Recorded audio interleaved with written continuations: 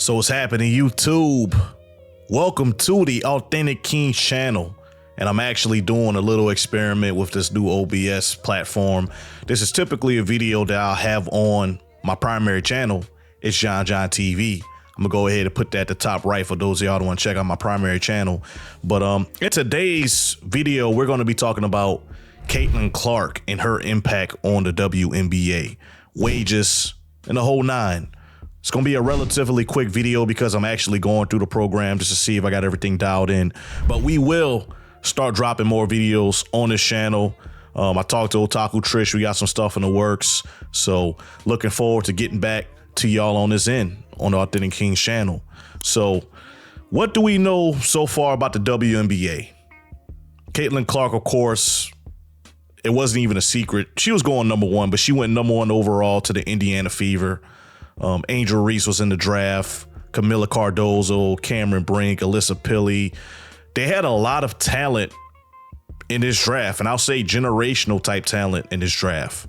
And I'll say this is probably the strongest draft since 2013. But with a player like Catlin Clark, she could literally save the league. I've seen just the other day, if I could find it, I'm going to go ahead and put it on the screen. But the Las Vegas Aces, they actually try to upgrade their arena for whenever they play the Fever just to accommodate all of the fans that want to check out Catlin Clark. She is already instantly improving ticket sales for the league as a whole. Everybody want to see her. As far as being televised, Catlin Clark impact on the Indiana Fever is seamless. Indiana Fever, they was televised one game last year. This year, 36 games. They are televised. And that's not even including the playoffs. She is bringing instant revenue to the league. And I seen something, and matter of fact, let me go ahead and swap over. But I was seeing something on Twitter, and I was actually doing a little bit of research before I started this video because I'm kind of just going in, just gung-ho. But just looking at the ratings over, looks like the past 8 years. Of course, you had gradual increases. Well, you had a little dip in 19, but you got gradual increases because people want to support the WNBA. Me personally, I love women's college basketball, and I love just women's basketball in general. It's just that WNBA, and I think it's just a mixture of, I guess, the delusion with the players and them not necessarily wanting to improve their product. But man, look at just yesterday, 2024, the ratings for the WNBA draft quadrupled. You hear me? Let me do the math. They quadrupled. So what does that mean for money? People talking about the wages. Personally, I make more than Catlin Clark right now. Not counting endorsements, just her salary. But I think she's going to save the league, and I'm going to tell you why. It's all about revenue. It's all about who's tuning in to the games. People want to see Catlin Clark.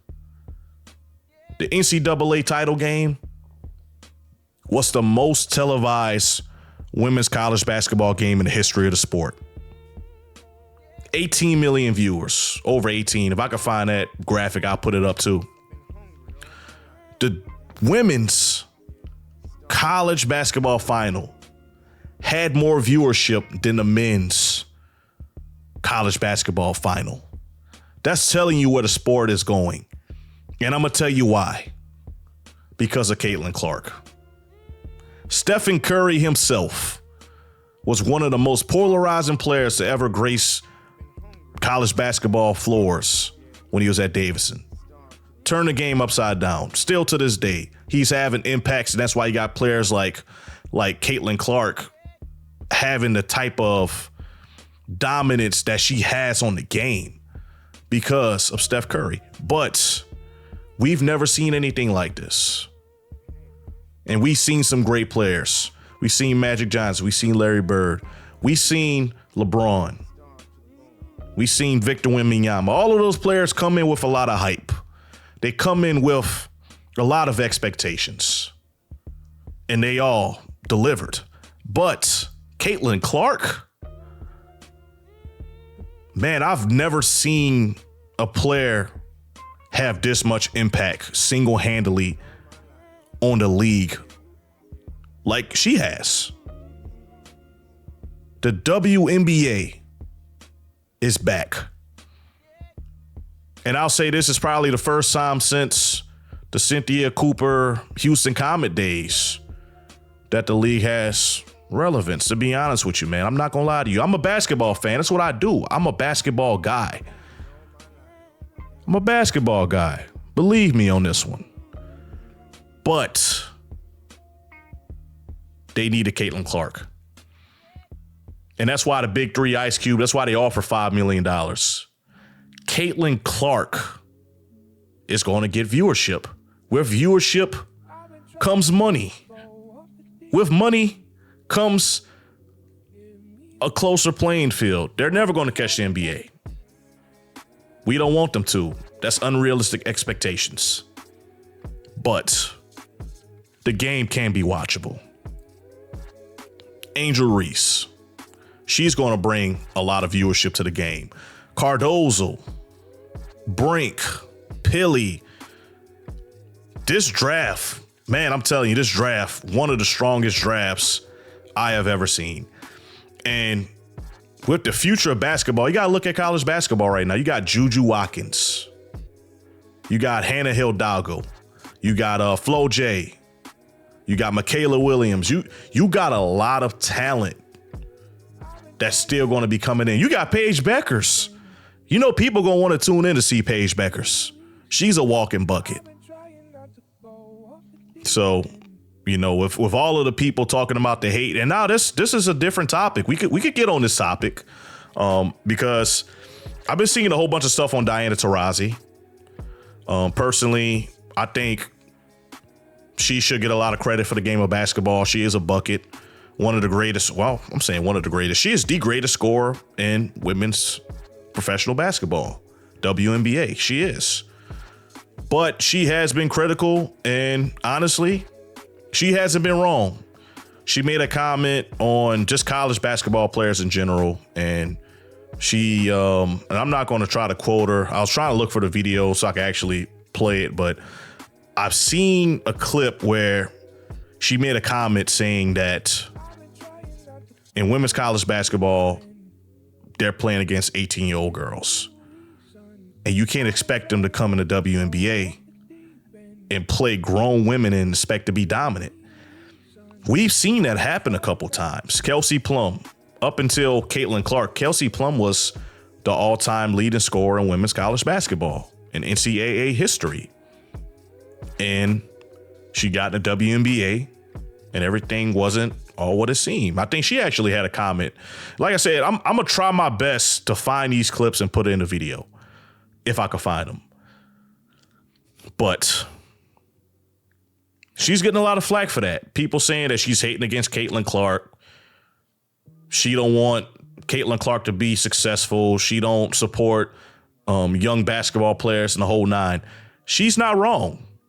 You can't expect for a player to dominate in college basketball and come to WNBA, just take over. Everybody's not Sabrina, okay?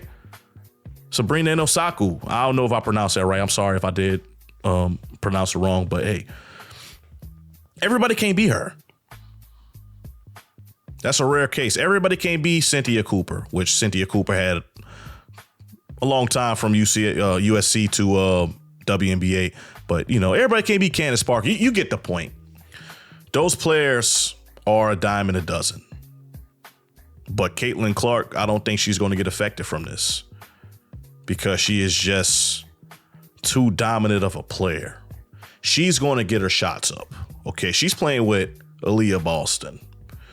Aaliyah Boston, I'm pretty sure she's going to be saying, hey, I need to get mine off the glass. I need you to chuck them up, Catlin. Do your thing. That is the perfect player. You couldn't ask for a better player to complement Catlin Clark with. Aaliyah Boston, one of the best rebounders in the game right now. Just instinctual.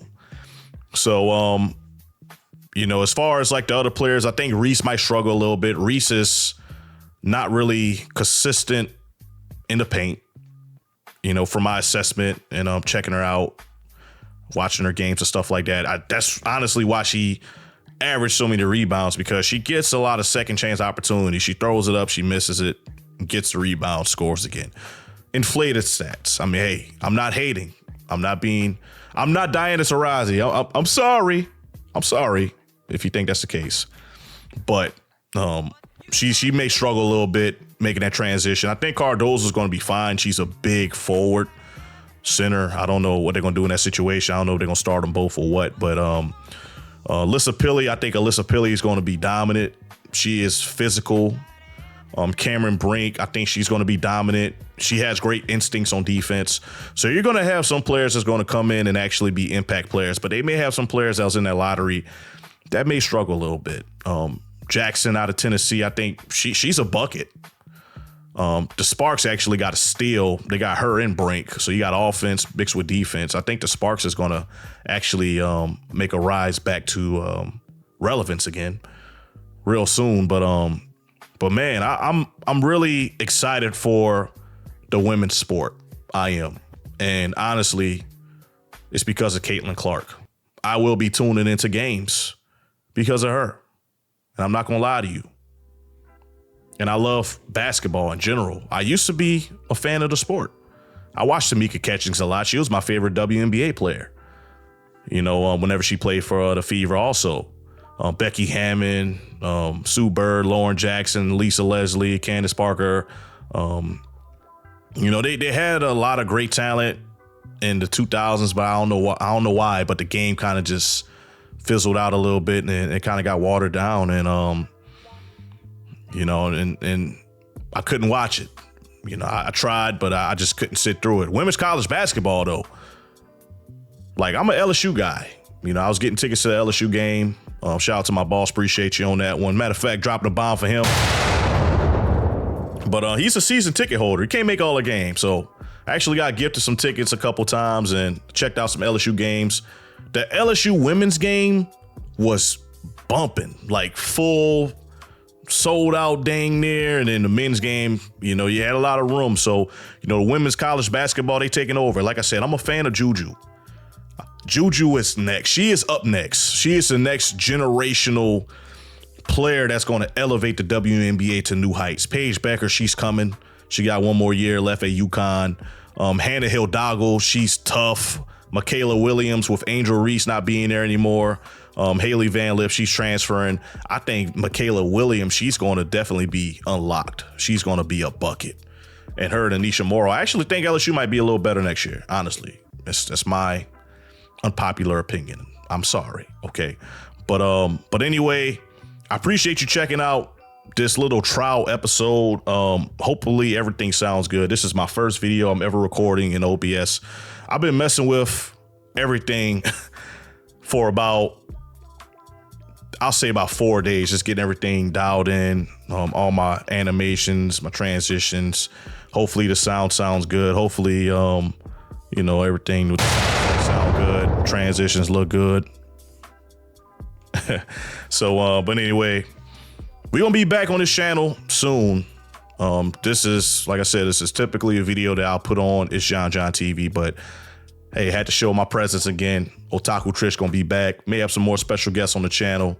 May do some live shows, may do some virtual shows, may travel. You never know. We got a lot store. So, anyway, appreciate you watching. Love you. Peace.